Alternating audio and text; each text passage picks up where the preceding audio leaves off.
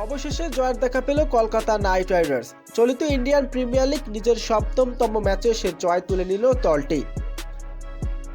রাজস্থান রয়্যালসের দাওয়া 156 রানের লক্ষ্যে তাড়া করতে নেমে শুরুটা ছিল হতাশ। মাত্র 85 রানের মধ্যে 6 উইকেট হারিয়ে চাপে পড়ে যায় কলকাতা। সেখান থেকে ম্যাচের মোড় ঘুরিয়ে দেয় রিঙ্কু সিং এবং অনুকূল রায়। শেষ যখন 24 বলে প্রয়োজন ছিল 40 রান, তখন এই দুই ব্যাটারে 37 বলে 76 রানের অবিশ্বাস্য জুটিতে 4 উইকেটে রোমাঞ্চক জয় পায় কলকাতা। তবে মাঠের উত্তেজনার পাশাপাশি গ্যালারিতে ছিল ভিন্ন এক দৃশ্য। দলের মালিক শাহরুখ খানের মেয়ে শাহানা খানকে দেখা যায় বেশ চুপচাপ। গ্যালারিতে বসে থাকা সেই নীরবতার দৃষ্টি যেন প্রশ্ন তুলেছে, 6 ম্যাচ টানা হারের পর এক জয়, এত কেন উল্লাস? এটা কি শুধু উল্লাসের জন্য ম্যাচ, নাকি ফাইনাল ট্রফি ঘরে তোলার সেই উদযাপন? টানা ব্যর্থতায় হতাশ এক জয় অনেকটা কাটিয়ে তুলেছে কলকাতা।